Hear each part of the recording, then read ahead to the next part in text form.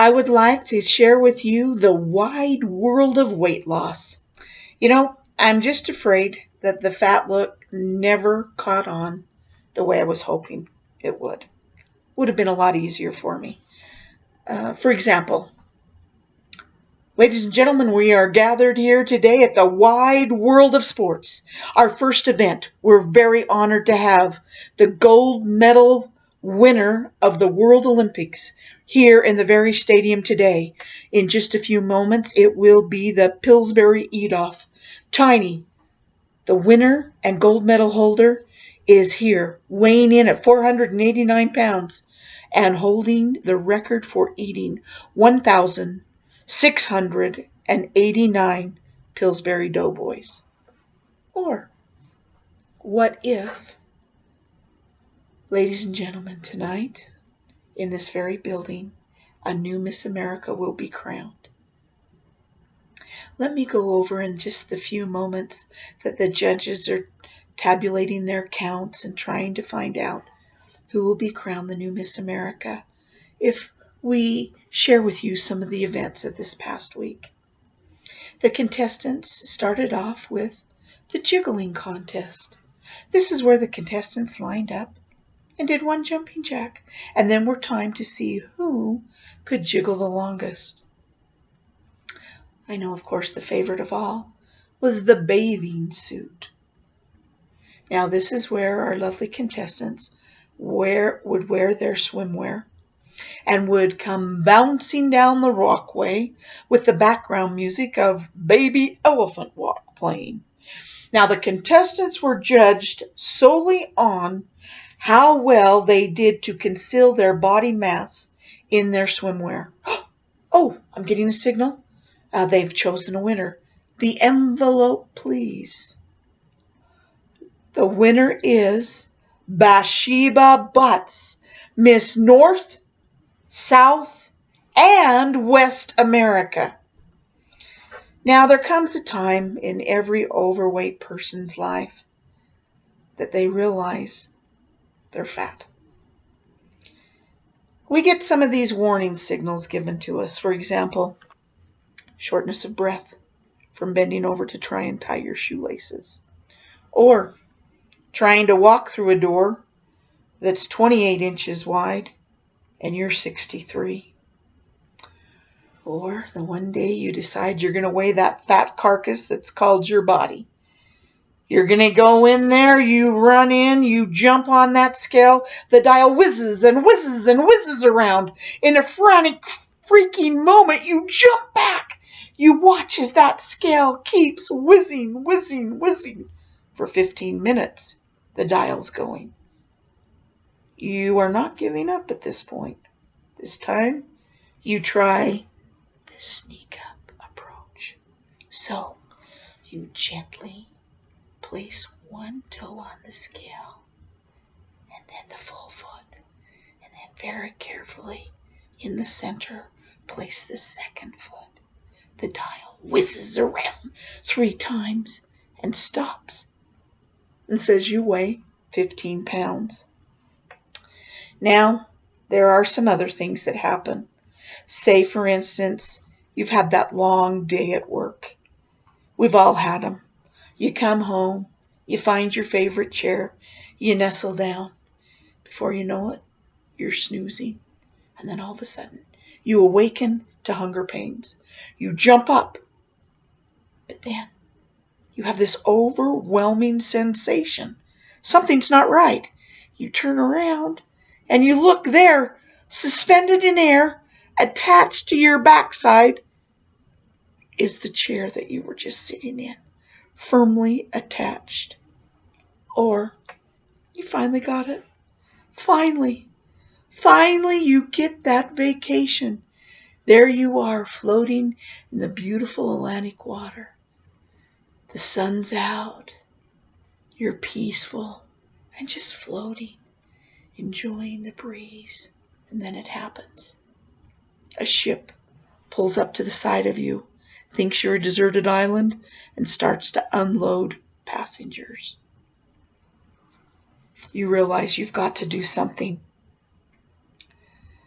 You know, For every dieter, there's millions and millions of diets.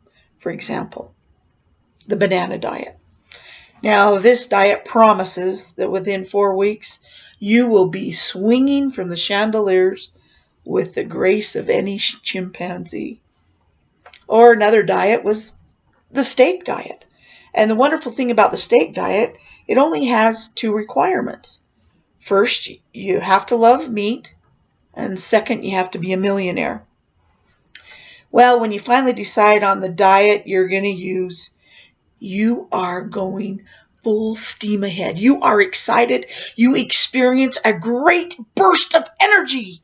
You've made the decision that morning. You wake up, you jump on top of your bed, and you scream to the world, "Good morning, world. Here I am, your future Twiggy." Off the bed you jump. You've decided you've got a little workout routine. The first thing you're going to do, push-ups. Push-ups are good. You get down on the ground. You get on your knees. You're not ready for the toes yet. You go to push. You go to push. Something's wrong. Uh-oh. You look down. And that's when you realize that this tiny little nose is not going to touch the ground before the rest of your body comes bashing to the ground. It's okay. You are ready for this. Nothing is standing in your way. You jump to your feet. I can do jumping jacks. 1, 2, 3, 4, 5. And then it happens. Your husband comes running into the bedroom, yells, "Ethel, grab the kids. It's an earthquake." Okay. No exercising in the house, that's fine. Outside, I can exercise outside. As you're heading outside, you recall that you bought a Stingray bike for your little daughter. Going into the garage, you find the bike, test the tires, they're good and firm. You get on the bike, you're pedaling like this so your knees don't hit the handlebars, and out the garage you come. Faster and faster with each pedal. You are feeling the full impact of each pedal. You're breathing deep, and then it happens. Your neighbors come out laughing and screaming, yelling, "Look at Ethel, she's on that tiny little bike." Look, the rails are starting to bend. Oh my heck, look, Ethel's hanging over on both sides and's dragging. And your daughter comes out. "Mommy, where's the seat on my bike?" That does it. Quick, you turn and you head for the garage. You shut the door and you're sitting on the floor. I am not giving up. Where? Where can I exercise where no one will know me? And then the thought comes to you. The slopes. No one will know me up there. With all the clothes you have to wear, it will be a sure thing I can get my exercise in and not hear any comments from anyone. So, first we do is go and buy the equipment. Heavy-duty skis. Not just your typical heavy-duty weight-bearing skis. Boots. Your big king-size coat. Big gloves. Muffler. And, of course, the ski mask. No one is going to recognize you on those slopes. Well, it's great. You get up to the slopes. First thing you do, you bend over and you attach one of your boots to one ski. Lock them in. Snip. And you feeling good. This is going to happen. Nobody knows who I am. You bend over. Oh, too much weight on one side. You're over. You're down. One ski is up in the air. One foot is down, stuck in the snow. You're turning. You're twisting just like a turtle flipped on its back. Legs out everywhere. Hands. You reach your hand down and down you go into the snow. You reach the other one. All you can do is twist. 15 minutes later, you finally are back up on your feet. Yes, people are laughing, but nobody's saying anything. Nobody knows who you are. 2 hours later, you've made it to the ski lift. You're riding up the ski lift. You've caught your breath. You're relaxing. As you're going up the hill, suddenly hits, I've got to get off this thing. And I have 6-foot skis attached to my feet. The top comes, you panic, you jump off too soon, you fall, you're falling, you're rolling, and then your skis are stuck. Well, the lift doesn't stop, and people come shooting off, one after another, bashing and crashing. There's skis, there's poles, there's bodies, and a great big cushion at the very bottom. And then it happens. Someone yells, "Hey, is that Ethel? Is that Ethel at the bottom of that big old pile? Ethel, you trying to ski? Oh my heck, it's Ethel, everybody." Ethel gets up. The only thing on Ethel's mind is getting down off that mountain as quick as she can and out of those stupid clothes. Well, Ethel starts down the ski. She's flipping from side to side. She's giving it everything she's got. She's exercising. She's going to get down there and not going to hear another word. Halfway down the mountain, almost down to the bottom, she's running out of oxygen. She's tired. She's out of breath. And she stops. She has no clue that someone is right behind her. And then it happens. Bam! Ethel turns around to see a body sailing back up to the top of the hill. And a voice screaming, "Hey, everyone! Did you see me?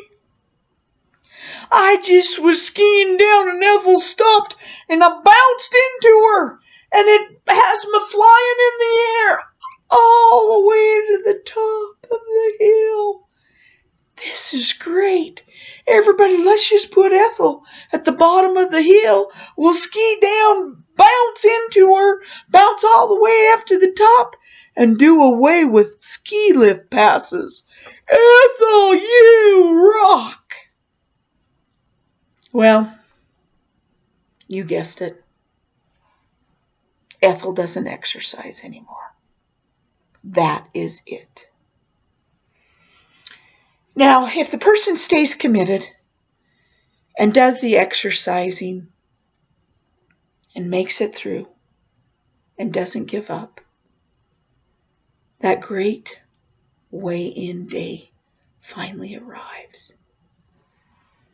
Ethel has given it her all. She's stayed on that diet. She's eaten the right kind of foods. And she's determined today's the day. She goes into the bathroom. She locks the door, secures it, makes sure no one's around. She pulls out the scales. And then she takes off her shoes. She takes off her socks. She takes off her pants. She takes off her shirt. She takes off all her underwear. She then pulls her wig off. She pulls her eyelashes off. Takes off her rings and her watches and every bit of jewelry. And then she pulls her false teeth out, sets them on the counter. Exhaling, she gently steps down on the scale. And then it happens. Gently, the dial whizzes around and stops. And it's on her perfect weight. Hallelujah, hallelujah. She is at her ideal weight. She has made it. Ethel can ride a bike now, and people aren't going to be coming out and laughing at her. She can go skiing. I mean, really skiing. Whoosh, whoosh, whoosh. And nobody gets hurt. She just has a great time. Ethel can wear a bikini. And everyone can see the bikini. And Ethel, if you want, you can even streak. Way to go, Ethel. You did it.